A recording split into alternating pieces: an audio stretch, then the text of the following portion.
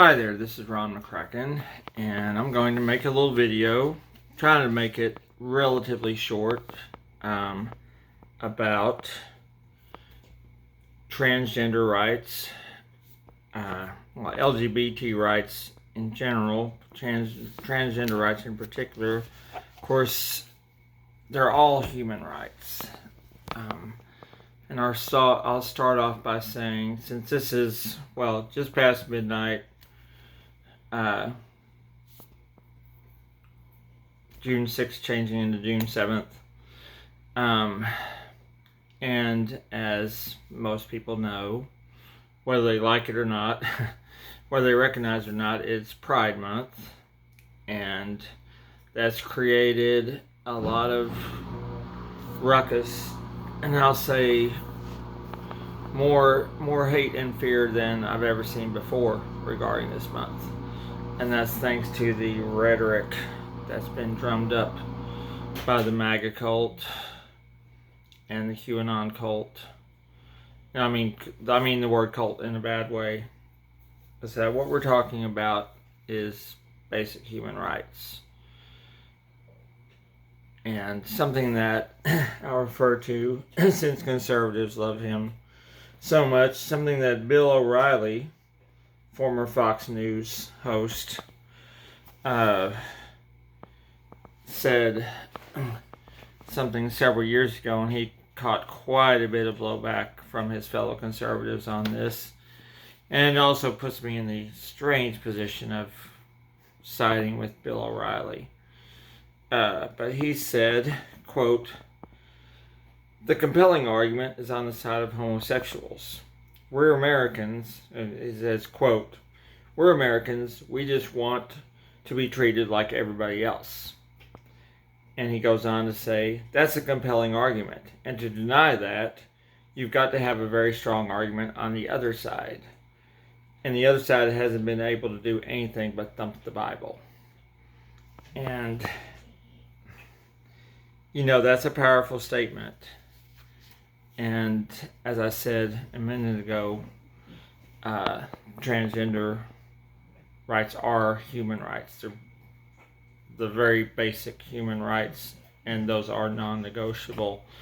Something that happened just a few moments ago on Facebook, I commented on, because I've seen this quite a bit. People who claim to be Christians, maybe they are, maybe they aren't, but I would say that they're not following the teachings of Jesus if they're busy othering other people. That's the term I'm looking for. They're busy othering other people. And something that they're doing along with that is and a post I just commented on from a man that I was Facebook friends with. Not really friends in real life, but that's okay. Didn't know him that well. He was very vague about, this country needs to get back to our basic values, and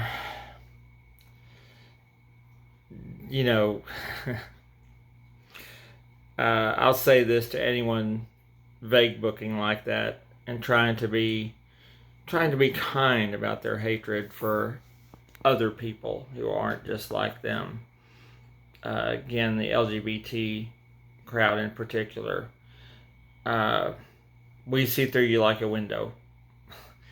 If I'm seeing through your thinly veiled fear and hate, you can bet that your God is seeing through it as well. But he made this post. Shoot, I wish I had screenshotted it, because he very quickly blocked me. Just the MAGA cult theme of this country needs to get back to basic human values. We don't need to change our values with the times. And actually, maybe we do need to change our values with the times, because it wasn't all that long ago that slavery was legal. 160 years ago, we're talking about 8 generations, slavery was legal. we had to change our values. Women were denied the right to vote. Black people and women were denied the right to vote. Women didn't get the right to vote until I think it was 1919 or 1920. I forget the exact date. Sorry about that. And then for decades after that, blacks technically had the right to vote, but they didn't really, especially in the South, with all the Jim Crow laws and everything else, and segregation. So we had to change our values. Women weren't allowed to have their own credit card until 1973. Their own credit card, and I think their own bank account as well. I have to look at the bank account thing, but there's a lot of things that, sometimes we do need to change our values with the times. I'm one of them. Like what Bill O'Reilly said about gay marriage. I mean, I'm sure he was firmly opposed to it years ago, and he came to accept it. That's just the reality, that they're asking for the same rights everyone else has. Many years ago, I forget how long, but there was a time that I was completely opposed to gay marriage, and full disclosure here. But then I shifted to more of a neutral kind of stance. I don't know how exactly to describe it, but more of a laissez-faire, live and let live thing. And now I'm becoming an activist on that front, that they not only have that right to get married, I'll repeat it again, transgender rights are human rights. And here's what I posted on his page, because again, I see a lot of Christians posting, just vomiting their hate on social media regarding LGBT people. And again, he was veiling it, but we know what he was saying. Both sides of this know what he was saying. When you die, God isn't going to ask you about someone else. He won't ask you about the two men down the street who got married. He won't ask you about the girl who had an abortion. He won't ask you about the atheist that lives on the corner. He won't ask you about the woman who feels more comfortable as a man. He will ask you how you loved those people as he called you to do, and some of you didn't. And that's what's going on here. I've had recent experience at work where someone I work with was pretty regularly making negative comments about transgender people, and I tried to just ignore it first, but then I kind of hinted to him that that's not really appropriate here. I finally had to tell him straight up that, okay, a very dear friend of mine, someone I'm close to, someone who has been in my life for 3/4 of my life, someone who may well have saved my life. If they didn't come into my life when they did, I might not be here. Someone who's been a lot to me. Well, they have a transgender teenager now, and they have a transgender son. And I'm not going to say who it is. I'm going to respect their privacy. It's up to them how public to make that. But I had to tell him that and say, look, this is an issue that's very near and dear to my heart, because I fully support them 100%. The parents are fully supporting their son. They've all been going to therapy for a few years now. Is when it first came up a few years ago. Like most parents, they were a little bit shocked and surprised, and thought at first maybe Maybe it's just a phase or whatever, because there might be times that 12, 13-year-old might briefly do that. But according to the American Medical Association and psychiatrists and psychologists across the nation as well, gender dysphoria is a very real thing. Transgender people have been with us as long as people have been around. But again, because of that personal connection, I don't know if I understand it better, but I want to understand it better. And again, I fully support my friend and his transgender son, and there's no caveats on that or whatever. They're doing what they've had a lot of discussions about this over the years. They're doing what's right for them, and that's all between them and their kid and doctors. It's stunning how many people want to poke their nose into other people's business. All these small government people. But I won't delve too much into the science right now, just to keep the video somewhat brief. But this crowd that is vomiting their hate, and that's what they're doing. They're vomiting their hate on the LGBT people, because now a lot of them are claiming, well, LGB without the T. I've seen that meme going around, LGB without the T. No, I personally know a lot of these people. They've always hated gay people. Now they're just trying to veil their hatred by saying, oh, just not the transgenders. Just not them, just not those other people. And see, again, that's what they're doing. They're othering people. And people who aren't just like them, so they want to other them and ostracize and demonize them. I mean, this crowd did that to me just when I was, when I was first dealing with my PTSD. Just with mental health conditions. They want to ostracize people with mental health conditions. Anything that they don't understand, they just automatically fear and hate. And they try to justify it with their religion. If your religion tells you that you need to hate someone else, you need to find a new religion. Put it that way. Speaking of, just tell the short version of this story. Again, I've seen and heard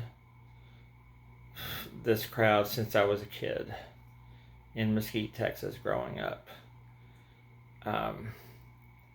And I was a regular at B. Dalton Bookseller and Walden Bookstore in County Small, Mesquite. This was when I was 10 or 11. My mom would take me to the mall, and while she did her clothes shopping and whatever else, she'd just leave me at the bookstore because she knew I was good to go for a few hours at the bookstore. I would either be at B. Dalton or Walden. She knew that. I think B. Dalton was upstairs and Walden was downstairs, if I remember correctly. But one of my strong interests was in mysteries like UFOs and Bigfoot and the Loch Ness Monster and the Bermuda Triangle, all these big mysteries, the Great Pyramids, all this stuff. So now, unfortunately for me, most of the bookstores put those books, things like Chariots of the Gods by Eric von Däniken, they put them in the occult section. So the church crowd coming through on Sundays in particular in Mesquite, and Wednesday evenings as well, the church crowd would see me, as Mesquite had a very strong Baptist church I shouldn't even say Baptist church, because it's not so much a denomination as people that are perverting what the Bible actually says. And adults who did not know me, even if they did know me, it's none of their business, but adults who did not know me,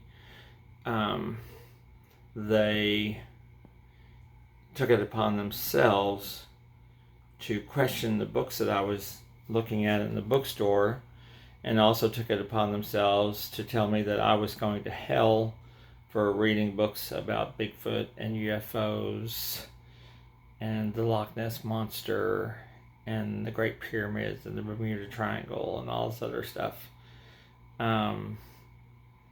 All these years later, about 50 years later, I failed to see the connection between a 10-year-old boy reading books about UFOs and going to hell.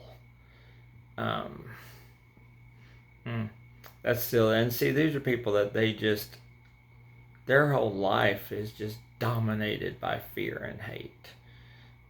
Anything that isn't just like them, anything that they don't understand, like algebra, they just fear and hate. And that's what they're doing to transgender people now. So there's that. I just wanted to get this out there.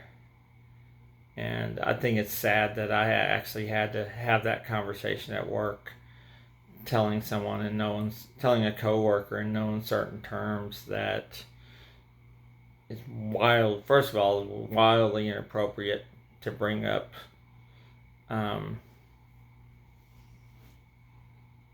that up at work, especially in the context that he did, as far as just trying to other transgender people, trying to demonize transgender people. The family I just told you about, some of the finest people I've ever known in my life. I mean, kid couldn't ask for better parents. I couldn't ask for a better friend.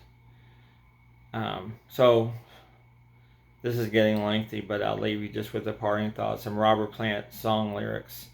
I think the song is called The Greatest Gift, and it's from the Fate of Nations album. Came out about 30 years ago, but a song called The Greatest Gift. And I believe the lyrics go, I love my brother, I must share the seed that falls through fortune at my feet. The fate of nations and of all their needs lies trapped inside these hearts of greed.